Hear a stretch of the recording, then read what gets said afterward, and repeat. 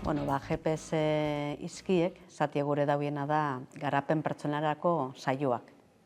Orduan, saio honek, badaukie lotura zuzen bat, ez da, metaforikoki GPS tresnarekin.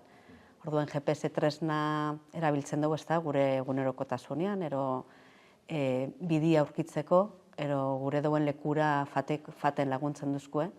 Eta GPS saioekin be, gure ikastolan gure duena da hori, ez da, gure ikasliak bidia aurkitu daixien, eta gu bide lagun izatia bide horretan. Norako bidia? Bakoitzan barrurako bide hori, ez da, eta batez be, pertsona ereduan, barne sendotasuna duena bere izgarri horrei erantzuteko, eta bertan dauzen ezaugarrixak garatzen laguntzeko bide hori.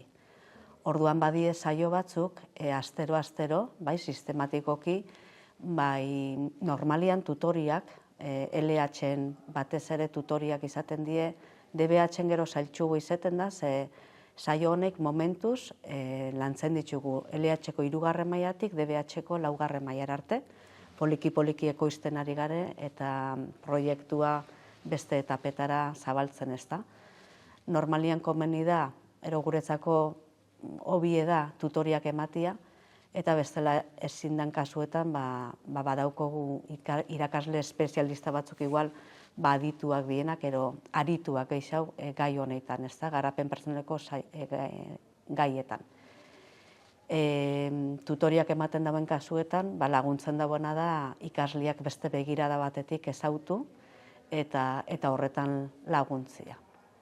Eta, gai desberdinak lantzen ditugu, mapeo txiki batein da dauku, gai desberdinena, saioak ekoiztu ditugu, eta itxen duena da irakaslei akonpainamendua eman, gero eurak ikasleekin astero gelan lantzeko.